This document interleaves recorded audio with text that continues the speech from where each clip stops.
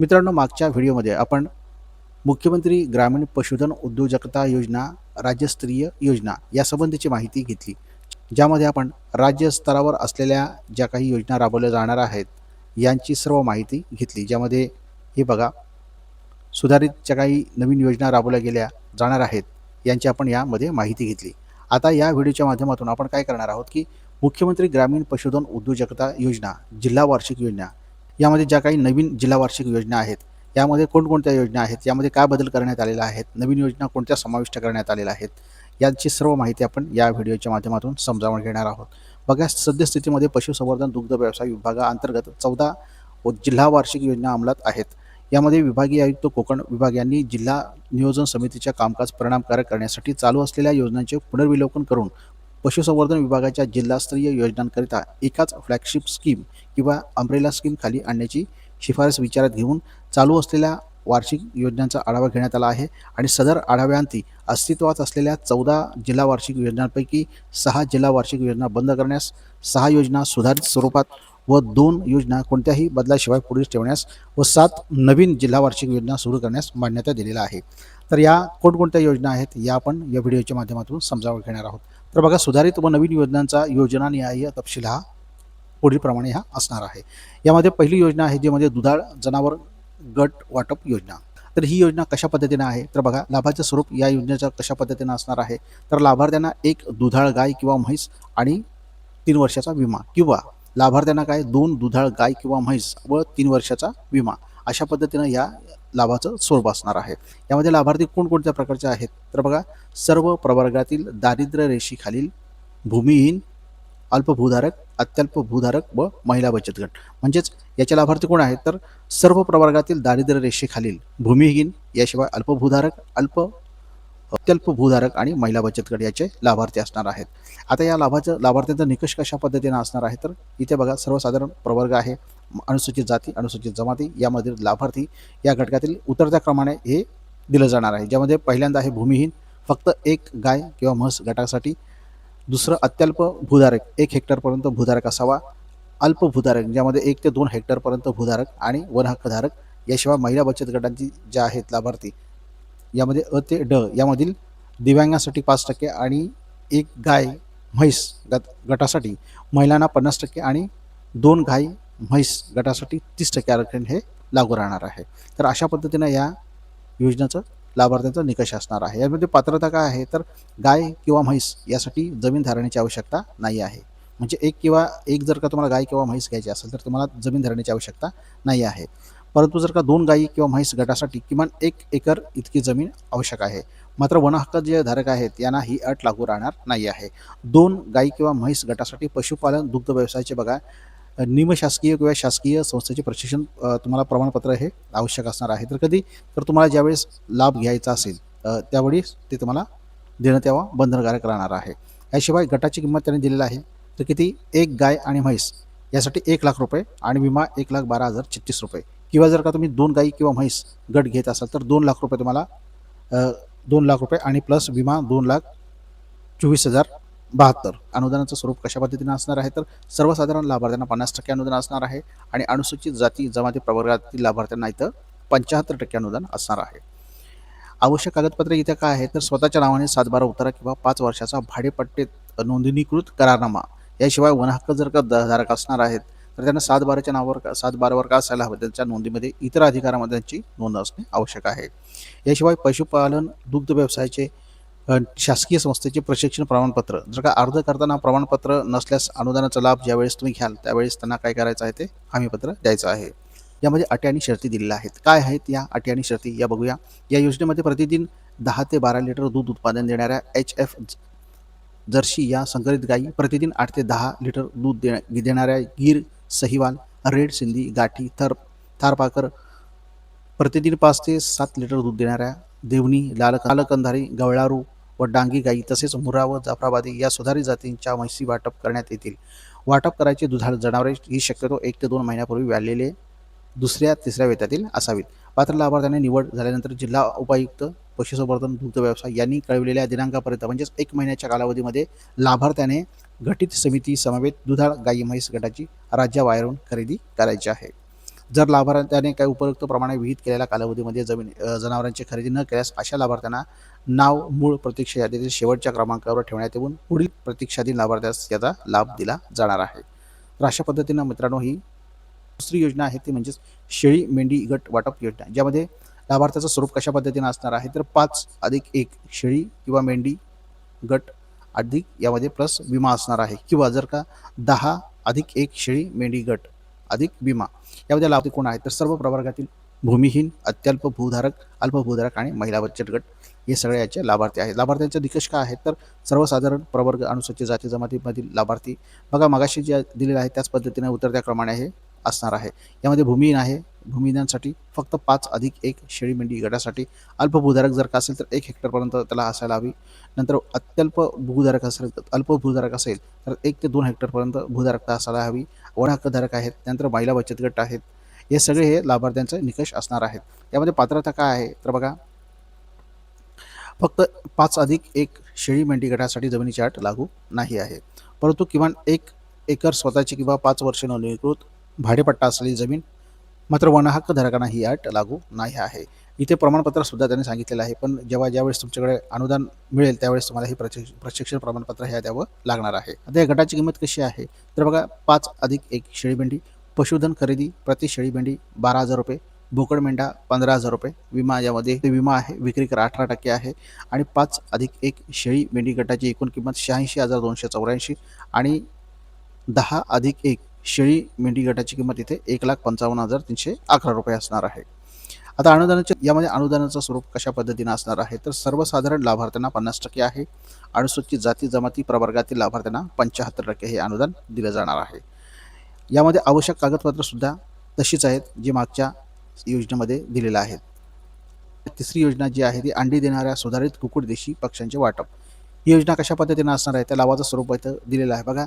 अंडी देणाऱ्या 16-18 आठवडे वयाच्या 500 सुधारित देशी कुक्कुट पक्षी, अर्धबंदिस्त पिंजरा किंवा गादी पद्धतीचे शेड, खाद्य, पाणी, भांडी, अंडी ठेवण्याकरता ट्रे, एग नेक्स्ट इत्यादी आवश्यक साहित्य यामध्ये दिलं जाणार आहे. आता लाभार्थी कोण आहेत यामध्ये तर सर्व प्रवर्गातील लाभार्थी यामध्ये असणार आहेत. लाभार्थ्यांचे निकष काय आहेत ते बघा. सर्वसाधारण प्रवर्ग आहे, अनुसूचित जाती, अनुसूचित जमाती यांना उतरत्या क्रमाने इथे प्राधान्य दिलं जाणार आहे. किंमत म्हणजे प्रोजेक्ट प्राईस किंमत ही कशा पद्धतीने असणार आहे तर बघा यामध्ये किंमत जी पक्षी किंमत आहे ती किमान 180 ते 200 अंडे उत्पादन देणारे 500 पक्षी रुपये, 350 रुपये प्रतिपक्षाप्रमाणे. नंतर याशिवाय 2 महिन्याच्या खाद्यावरील खर्च दिलेला आहे त्यांनी 7.20 किलोग्राम प्रतिपक्ष 27 रुपये प्रतिप्रमाणे. याशिवाय अर्धबंदिस्त पिंजरा गादी पद्धतीने संगोपन आहे, प्रतिपक्ष 100 रुपये आणि खाद्य भांडी किंवा जे साहित्य आहे ते प्रतिपक्ष 20 रुपये, प्रतिपक्षी 20 रुपये. अशा पद्धतीने ही प्रोजेक्ट प्राईस टोटल जी आहे ती किती आहे 3,32,200 रुपये असणार आहे. अनुदानाचं स्वरूप हे 50% आहे सर्वसाधारणसाठी आणि अनुसूचित जाती जमातीसाठी मात्र इथं 75% असणार आहेत. बघा इथे सुद्धा कागदपत्र आवश्यक कोणकोणते दिलेलं आहे त्यांनी दिलेलं आहे की तुम्हाला संस्थेचं प्रशिक्षण प्रमाणपत्र असायला हवं. जर का नसेल तुम्हाला तर अनुदान घेण्यापूर्वी तुम्हाला हे हमीपत्र द्यावं लागणार आहे. याशिवाय दिव्यांगांसाठी तुम्हाला UDID प्रमाणपत्र असणं आवश्यक आहे. बचत गटासाठी तुम्हाला बचत गटाचं सदस्यत्वाचं प्रमाणपत्र देणं बंधनकारक आहे. तर यामध्ये अटी आणि शर्ती काय आहेत ते आपण बघूया. या योजनेअंतर्गत खरेदी करण्यात येणारे कुक्कुट पक्षी हे वार्षिक किमान 180 ते 200 अंडे उत्पादन देणारे 16 ते 18 आठवडे वयोगटातील असावेत. देशी पक्षी खरेदी करताना प्राथमिक शासकीय मध्यवर्ती अंडी उबवणी केंद्र, खाजगी भागीदारी तत्वावरील प्रक्षेत्र, राष्ट्रीय पशुधन अभियान स्मार्ट प्रकल्पांतर्गत स्थापित कुक्कुट प्रकल्प यांच्याकडून घेण्यात यावेत. बघा इथे त्यांनी दिलेले आहेत काही नियम आणि अटी दिलेल्या आहेत. खाली डिस्क्रिप्शनमध्ये तुम्हाला हा मी GR देणारच आहे, ज्यामध्ये जाऊन तुम्ही पूर्ण याची माहिती घेऊ शकणार आहेत. यामध्ये चौथी योजना जी आहे ते म्हणजे वैरण विकास योजना. यामध्ये बघा चारा उत्पादन कार्यक्रम हा राबवला जाणार आहे. आता या योजनेचा तपशील कशा पद्धतीने असणार आहे तर बघा लाभाचे स्वरूप जे आहे ते म्हणजे चारा बियाणांचा ठोंबाचा पुरवठा करणे. लाभार्थी कशा पद्धतीने असणार आहेत तर सर्व प्रवर्गातील शेतकरी समूह गट याचे लाभार्थी असणार आहेत. यामध्ये लाभार्थ्यांचा निकष कशा पद्धतीने आहे तर बघा वैयक्तिक शेतकऱ्यांसाठी किमान काय करायला पाहिजे तुम्हाला तर 1 हेक्टर क्षेत्रामध्ये वैरण उत्पादन घेण्यासाठी आवश्यक आहे. जर का वन हक्कधारक असेल तर ते सुद्धा इथे अप्लाय करू शकतात. यानंतर नोंदणीकृत शेतकरी समूह गट म्हणजे 3 प्रकारचे लाभार्थी इथे निकष त्यांच्यासाठी हे देण्यात आलेले आहेत. आता पात्रता कोण आहेत तर वैयक्तिक शेतकरी आहेत, स्वतःची जमीन किंवा सिंचन सुविधा असायला हवीत, स्वतःची किमान 3 ते 4 पशुधन असायला हवेत आणि शेतकरी समूह गट ही पात्र लाभार्थी यामध्ये असणार आहेत. यामध्ये अनुदानाचं स्वरूप कशा पद्धतीने असणार आहे, तर वैयक्तिक लाभार्थींना 100% अनुदान हे दिलं जाणार आहे. म्हणजे वैयक्तिक जर का लाभार्थी असतील तर त्यांना 100% अनुदान 1 हेक्टरसाठी ₹4,000 आणि शेतकरी समूह गट असेल तर त्याला 5 हेक्टर व 20,000च्या मर्यादेमध्ये हे अनुदान दिलं जाणार आहे. त्यामध्ये आवश्यक कागदपत्र काय असणार आहेत, तर स्वतःच्या नावे 7/12 असायला हवा. जर का तुम्ही वन हक्कधारक असेल तर तुमच्याकडं जे अनुसूचीमध्ये जे प्रमाणपत्र असेल ते असायला हवेत आणि तुमच्याकडे किमान 3 ते 4 पशुधन असायला हवेत. जर का तुम्ही शेतकरी समूह गट असाल तर तुमच्याकडे ते प्रमाणपत्रही असायला हवेत. तर अशा पद्धतीने ही योजना आहे. आता येते म्हणजे हायड्रोफोनिक तंत्राद्वारे चारा उत्पादन योजना. यामध्ये बघा लाभार्थी कोण पण कशा पद्धतीनं असणार आहेत, तर आता ही या योजनेच्या लाभाचे स्वरूप कशा पद्धतीनं असणार आहे, तर बघा यामध्ये त्यांनी दिलेलं आहे रॅम फ्रेम आहे, नंतर प्लास्टिक ट्रे आहे, पाणी टँक आहे, पंप मिस्टिंग सिंचन यंत्रणा आहे, ग्रीन हाऊस शेड आहे. याची प्रत्येकाची प्राईस त्यांनी दिलेला आहे आणि एकूण त्यांनी दिलेला आहे खर्च तो ₹40,000. यामध्ये लाभार्थी कोण आहेत, तर अत्यल्प भूधारक, अल्पभूधारक, वन हक्क आणि महिला बचत गट हे सगळे ह्याच्या लाभार्थी असणार आहेत. पात्रता काय असायला हवी, तर स्वतःच्या मालकीचे किमान 5 मोठे पशुधन किंवा शेळ्या किंवा मेंढ्या असायला हव्यात. आणि अनुदान कधी मिळणार आहे तुम्हाला, तर प्रकल्प चालू झाल्यानंतर तुम्हाला अनुदान मिळणार आहे. सर्वसाधारणसाठी 50% अनुदान आहे आणि अनुसूचित जाती जमातीसाठी 75% अनुदान हे असणार आहे. कागदपत्र काय आहे, तर किमान 5 मोठे पशुधन, 10 शेळ्या किंवा मेंढ्या असल्याचे स्थानिक पशुधन विकास अधिकाऱ्याचे प्रमाणपत्र आवश्यक आहे आणि निवड झाल्यास आवश्यक ते प्रमाणपत्र आणि हमीपत्र द्यावं लागणार आहे. आता बघा यामध्ये आणखीन एक योजना आहे ती म्हणजे मिनी TMR उपकरण खरेदीसाठी अनुदान. यामध्ये लाभाचं स्वरूप कशा पद्धतीने असणार आहे, तर पशुपालकांना 300 किलो प्रति बॅच क्षमता असलेले mini TMR total mix ration उपकरण खरेदीसाठी अनुदान हे दिलं जाणार आहे. लाभार्थी कोण आहेत यामध्ये, तर सर्व प्रवर्गातील लाभार्थी यामध्ये आहेत. त्यानंतर लाभार्थी निकष काय आहे, तर बघा सर्वसाधारण प्रवर्ग, अनुसूचित जाती, अनुसूचित जमाती यांना उतरत्या क्रमाने यांना प्राधान्य दिलं जाणार आहे. पात्रता इथे दिलेलं आहे स्वतःच्या मालकीचे किमान 10 मोठे पशुधन किंवा 50 शेळ्या किंवा मेंढ्या असायला हव्यात. उपकरणांची किंमत इथे दिलेलं आहे त्यांनी 4,40,000 एवढं प्रति TMR मशीन असणार आहे. अनुदानाचं स्वरूप सगळ्याकडे सेमच आहे. 50% सर्वसाधारण आणि 75% ST-SC साठी असणार आहे. दुसरी योजना आहे ती म्हणजे पशुपालकांना कडबाकट्टी यंत्र खरेदीसाठी अनुदान. हे अनुदान कशा पद्धतीने असणार आहे, लाभाचं स्वरूप कशा पद्धतीने असणार आहे, तर बघा पशुपालकांना कडबाकट्टी यंत्र खरेदीसाठी हे अनुदान दिलं जाणार आहे. लाभार्थी सर्व प्रवर्गातील लाभार्थी याचे लाभार्थी असू शकणार आहेत. पात्रता काय आहे, तर स्वतःच्या मालकीचे किमान 2 दुधाळ जनावरे किंवा शेळ्या मेंढ्या असायला हव्यात. उपकरणाची किंमत इथे दिलेली आहे ₹30,000 प्रति कडबाकट्टी यंत्र खरेदीच्या मर्यादेमध्ये दिलं जाणार आहे. अनुदानाचं स्वरूप सगळीकडे सेम आहे. 50% सर्वसाधारण आणि अनुसूचित जाती जमात्यांना 75%. आवश्यक कागदपत्र इथे दिलेलं आहे 2 दुधाळ पशुधन किंवा 10 शेळ्या मेंढ्या असल्याचं स्थानिक पशुधन विकास अधिकाऱ्यांचं प्रमाणपत्र इथं देणं बंधनकारक आहे. आता यानंतर 5वी योजना जी आहे म्हणजे पशु प्रजनन योजना. यामध्ये गायी म्हशीमध्ये भ्रूण प्रत्यारोपण करण्यासाठी अनुदान हे दिलं जाणार आहे. तर कशा पद्धतीने हे अनुदान असणार आहे, तर बघा लाभार्थ्याचं स्वरूप कशा पद्धतीने असणार आहे, तर शेतकऱ्याने त्यांच्या गायी म्हशीमध्ये भ्रूण प्रत्यारोपण करण्यासाठी हे अनुदान दिलं जाणार आहे. यामध्ये लाभार्थी कोण असणार आहे, तर सर्व प्रवर्गातील पशुपालक हे लाभार्थी असू शकणार आहेत. यामध्ये लाभार्थ्यांचा निकष काय आहे, तर सर्व प्रवर्गातील लाभार्थी खालील घटकाच्या उतरत्या क्रमाने हे दिलं जाणार आहे. यामध्ये प्राधान्य भूमी यांना प्राधान्य आहे, नंतर अत्यल्प भूधारकांना दुसरं प्राधान्य आहे, अल्पभूधारक आहेत आणि महिला बचत गट यांना अशा पद्धतीने हे प्राधान्य दिलं जाणार आहे. यासाठी पात्रता काय आहे, तर स्वतःची भारत पशुधन पोर्टलवर नोंद असलेली गायी म्हैस असलेले पशुपालक गोशाळा यासाठी ही पात्रता आहे. म्हणजे स्वतःची तुम्हाला काय आहे ती गोशाळा असायला हवी. यासाठी एका भ्रूणाची प्रत्यारोपणाची किंमत किती त्यांनी दिलेली आहे, तर ₹24,000. म्हणजे उच्च आनुवंशिक वंशावळीचे यशस्वी भ्रूण प्रत्यारोपणद्वारे निश्चित गर्भधारण करण्यासाठी येणारा खर्च ₹8,000 याप्रमाणे प्रति 3 प्रयत्नामध्ये यशस्वीरित्या गृहीत धरण्यात आलेला आहे. अनुदानाचं स्वरूप कशा पद्धतीने असणार आहे, 100% अनुदान यामध्ये मिळणार आहे. यामध्ये आवश्यक कागदपत्र काय आहे तुम्हाला, तर स्वतःच्या मालकीचे गाय म्हैस असल्याचं पशुधन विकास अधिकारीचे प्रमाणपत्र आवश्यक आहे. यानंतर गोसेवा आयोगाकडे नोंदणी असलेले तुमचं प्रमाणपत्र गोशाळेचं असणं आवश्यक आहे. नंतर जर का तुम्ही दिव्यांग असाल तर UDIDचं प्रमाणपत्र आहे. नंतर बचत गट असाल तर त्याबाबतचं सुद्धा तुम्हाला प्रमाणपत्र हे आवश्यक असणार आहे. 100% अनुदानावर लिंग विनिश्चित रेतमात्रा पुरवठा करणे यासाठीची ही योजना आहे. ही सुद्धा 100% अनुदानावर ही पुरवठा केला जाणार आहे. यामध्ये लाभार्थी कोण आहे, तर सर्व प्रवर्गातील पशुपालक हे लाभार्थी असणार आहेत.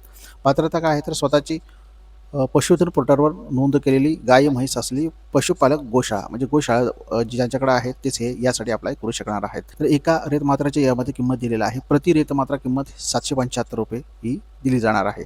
अनुदान हे 100% असणार आहे. तीच स्वरूप असणार आहे. कागदपत्रे सुद्धा तीच असणार आहेत आणि कार्यपद्धती सुद्धा इथं दिलेलं आहे. खाली डिस्क्रिप्शनमध्ये तुम्हाला हा मी पूर्ण PDF देणार आहे. तिथे जाऊन तुम्ही वाचून घ्या आणि तुमच्या पद्धतीने समजा. बघा आता इतर काही योजना यामध्ये आहेत जिल्हा वार्षिक योजनेमध्ये, ज्यामध्ये सुधारित देशी पारड्यांची जोपासना अंतर्गत कालवडी पारड्यांना पशुखाद्य पुरवठा यामध्ये 50% अनुदान हे दिलं जाणार आहे. यामध्ये लाभार्थी आहेत तर सर्व प्रवर्गातील भूमिहीन, अल्प भूधारक आणि अत्यल्प भूधारक हे असणार आहेत. यामध्ये पात्रता काय आहे तर कालवडी किंवा पारडीच्या NDLM नोंदणी आवश्यक असणार आहे. याशिवाय 3 वर्षासाठी विमा उतरवणे आवश्यक आहे आणि एका कुटुंबातील एक कालवड किंवा पारडू असणार आहे. त्यामध्ये अनुदानाचं स्वरूप काय आहे ते 50% अनुदान हे तुम्हाला मिळणार आहे. आता ही योजना कशा पद्धतीने राबवली जाणार आहे तर बघा, लाभार्थ्यांनी ऑनलाईन पद्धतीने अर्ज करायचा आहे. नंतर कार्यक्षेत्रातील पशुवैद्यकीय संस्था प्रमुखाने काय करायचं आहे, लाभार्थ्यांची कालवड पारडीस NDLM प्रणालीवर नोंदणीनुसार वयाचे खाते जमा करून योजनेचा हा लाभ देण्यात त्यांना येणार आहे. एका कुटुंबातील एक कालवड पारडी यामध्ये पात्र असणार आहे. जिल्हा निवड समितीमार्फत लाभार्थ्यांची ही निवड केली जाणार आहे. तर मित्रांनो, अशा पद्धतीने ही योजना आहे. दुसरी एक योजना आहे ते म्हणजे नर पारडू रेडको संगोपन व संवर्धन प्रोत्साहन योजना. यामध्ये लाभार्थ्यांचं स्वरूप कशा पद्धतीने असणार आहे तर एका नर पारडू रेडक्याच्या संगोपनासाठी प्रति पशु 6,000चे अर्थसहाय्य, ज्यामध्ये खाद्य, औषधं वगैरे देखभालीसाठी हे सर्व समाविष्ट असणार आहे. लाभार्थी कोण आहेत तर सर्व प्रवर्गातील पशुपालक हे लाभार्थी असणार आहेत. पात्रता काय आहे त्यांची तर ज्या पशुपालकाकडे NDLM वर स्वतःच्या नावावर नोंदणी असलेले पारडू रेडकू असे शेतकरी यासाठी पात्र असणार आहेत. बघा, एका पशुपालकास किमान 10 पारडू रेडक्याच्या मर्यादेमध्ये हे अनुदान दिलं जाणार आहे. अनुदानाचं स्वरूप कशा पद्धतीने असणार आहे तर या प्रवर्गासाठी एका नर पारडू किंवा रेडक्याच्या संगोपनासाठी प्रति पशु किती आहे तर 6,000चे सहाय्य अनुदान हे 2 टप्प्यामध्ये विभागलं दिलं जाणार आहे. पहिल्या टप्प्यामध्ये 50% पारडू रेडक्याचं वय 6 महिने पूर्ण झाल्यानंतर आणि दुसरा हप्ता जो आहे तो 50% पारडू रेडक्याचे किंवा रेडक्याचं वय 1 वर्ष पूर्ण झाल्यानंतर हे दिलं जाणार आहे. आवश्यक कागदपत्र काय आहे त्यामध्ये तर स्वतःच्या मालकीचे पारडू किंवा रेडको असल्याचं स्थानिक पशुधन विकास अधिकारी यांचं प्रमाणपत्र हे आवश्यक असणार आहे. याशिवाय पारडू किंवा रेडको किमान 1 वर्षापर्यंत सांभाळण्यापर्यंत पशुपालकाचं जे बंधपत्र ह्या तुम्हाला द्यावं लागणार आहे. तर आणखी एक योजना आहे ज्यामध्ये पशुपालक शेतकऱ्यांना देशी बैल जोडी खरेदी करता अनुदान वाटप योजना. यामध्ये जे लाभार्थ्यांचं स्वरूप कशा पद्धतीने असणार आहे तर बैल जोडी खरेदीनंतर काय आहे सर्वसाधारण प्रवर्गातील यांना 50% म्हणजे ₹84,027 दिलं जाणार आहे आणि अनुसूचित जाती जमातींना 75% अनुदान, यामध्ये 1,26,040 अनुदान हे दिलं जाणार आहे.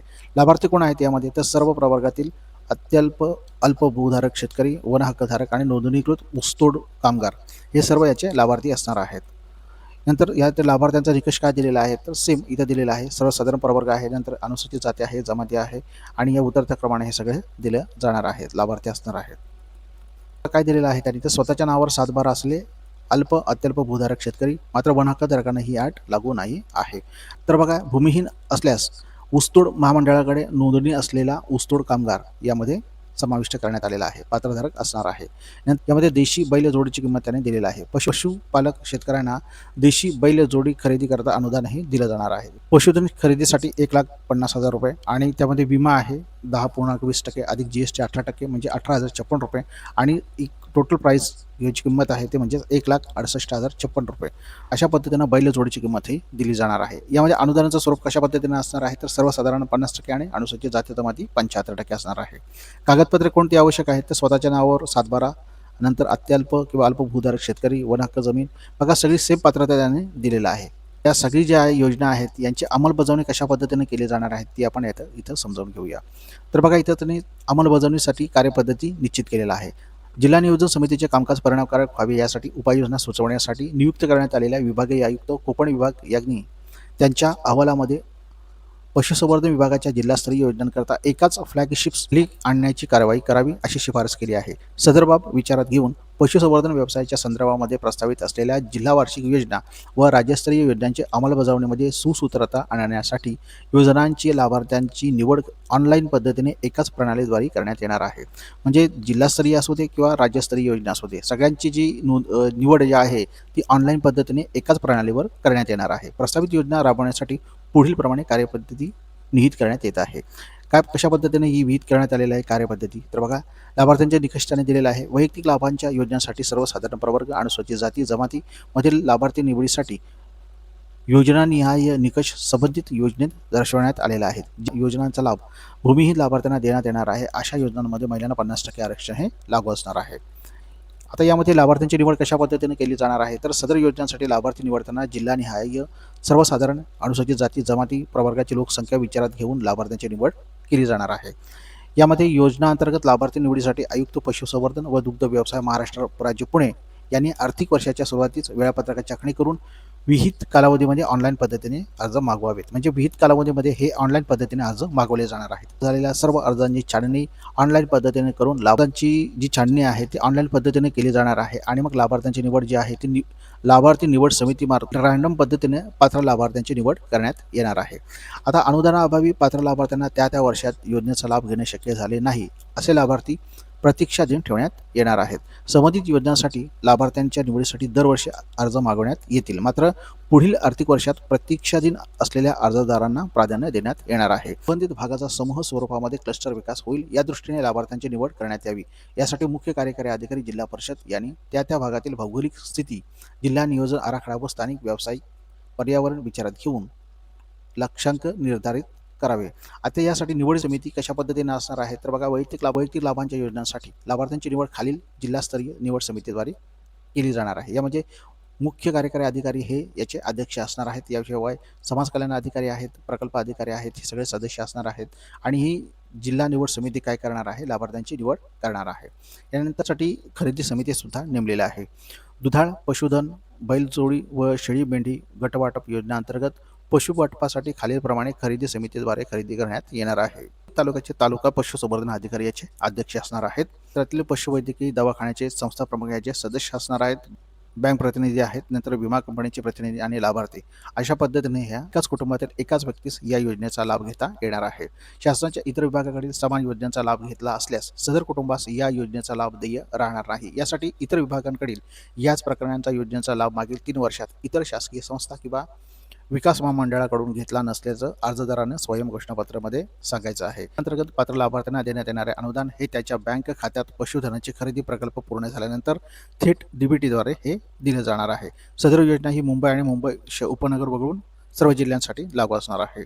तर मित्रांनो, अशा पद्धतीनं ही या योजनेचा अंमलबजावणी ही केली जाणार आहे. या योजनेअंतर्गत निवड झालेल्या लाभार्थ्यांची जिल्हा व योजनानिहाय निवड यादी आयुक्त पशुसंवर्धन व दुग्ध व्यवसाय पुणे हे संकेतस्थळावर काय करणार आहेत, प्रसिद्ध करणार आहे. तर मित्रांनो, अशा पद्धतीने मुख्यमंत्री ग्रामीण पशुधन उद्योजकता योजना, ज्यामध्ये जिल्हा वार्षिक योजना आहे, यामध्ये ज्या काही जिल्हा वार्षिक योजना आहेत या आपण समजावून घेतलेल्या आहेत. या सर्व योजनांची माहिती खालील मी डिस्क्रिप्शनमध्ये PDF देतोय, तिथे जाऊन तुम्ही ही PDF डाउनलोड करून तुम्ही पाहू शकणार आहात. किंवा राज्यस्तरीय योजना असू दे, या सर्व योजनांची अंमलबजावणी ही ऑनलाईन पद्धतीने घेतल्या जाणार आहेत. सर्व अर्ज हे ऑनलाईन पद्धतीने घेतले जाणार आहेत. त्यामुळे मित्रांनो, ज्यावेळेस ही योजना सुरू होईल किंवा ऑनलाईन पद्धतीनं अर्ज विहित मुदतीमध्ये मागवले जातील, त्यावेळेस आपण आपल्या या चॅनलवर याची माहिती आपण देण्याचा प्रयत्न करणार आहोत. तर मित्रांनो, हा व्हिडिओ जर का तुम्हाला आवडला तर नक्कीच लाईक करा, कमेंट करा आणि शेअर करा.